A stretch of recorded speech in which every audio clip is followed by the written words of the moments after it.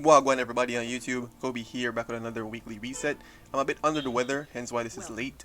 But starting off quickly with the Nightwave, we have the Elite Weeklies, or the Permanent Weeklies, which are kill 500 enemies, kill 30 extremists, and to complete 50 missions. And with these Elite Weeklies, we have finish a capture mission within 90 seconds, so that's a minute and a half. We have activate any incarnate form of any weapon 5 times in a mission. I think it's over 5 missions, or you can stretch it over whatever amount of missions you want.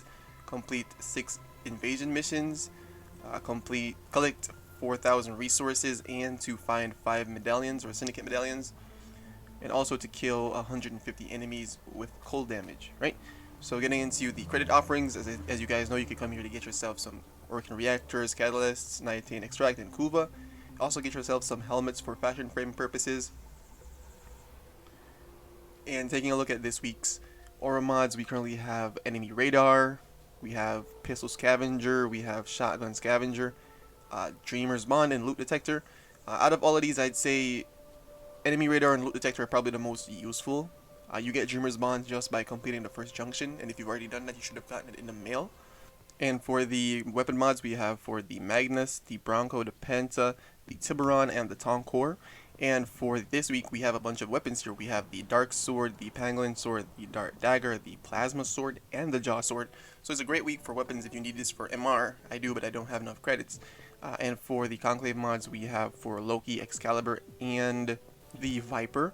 So yeah, so that's pretty much it for this week's Nightwave. Looking at the Archon hunt, we have the red or the Crimson Archon, which is Amar, the wolf guy. And for this week's missions, we have rescue and defense, and then the showdown mission. So pretty chill week when it comes on to both the Nightwave and the Archon hunt, right? Also, there are still these tactical alerts if you want to go ahead and get yourself some glyphs. And for this week's the Viri circuit, we currently have Nidus, Octavian, Harrow in the normal path. And I'd say get yourself Harrow, because he has, to me, the best subsume. Or then again, you have Nidus with a grouping subsume, but these are technically some of the hardest frames to get naturally. Octave, you gotta do a bunch of puzzles, and both the missions for Nidus and Harrow are somewhat annoying, especially when it comes on to Harrow's drop chances. But I still think Harrow is the best one here. So just grab what you're missing. And now taking a look at the Steel Path version of the circuit, we currently have the Boar Incarnon, the Gammakar Incarnon, the Anku, the Gorgon, and the Angstrom Incarnon Genesists.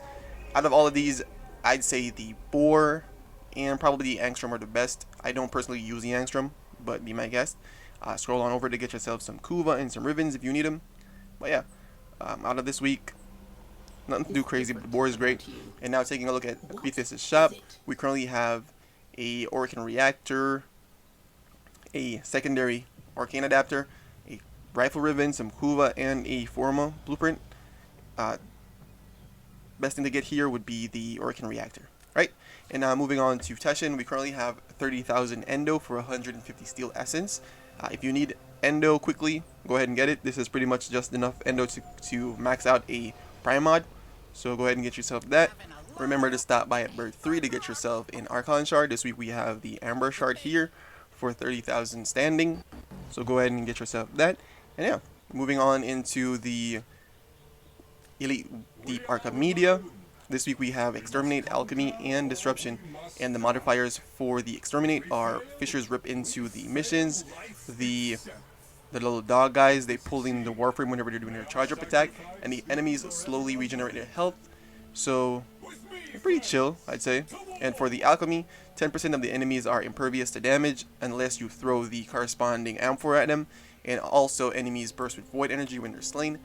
And the Vampiric Luminous, which are the quote-unquote slow-moving guys that essentially just sap out your energy and your health. So be careful when it comes on to those guys. And when it comes on to the Disruption, we currently have enemies will target and destroy the conduits. So ensure that you're protecting those or killing the Necromechs extremely quickly. We have Bolster Belligerents. Enemies have 50% of their max health in Overguard. And also enemies will only take damage within 50 meters of the player. And for this week's personal modifiers, we currently have Powerless, Ammo Deficient, Secondary Wounds, and Gear Embargo. So you won't be able to cast abilities until you get 50 kills as a squad. You'll have less ammo pickups from pickups. You have Secondary Wounds, which essentially procs you with a Puncher proc. And also, Gear Embargo, won't be able to use gear.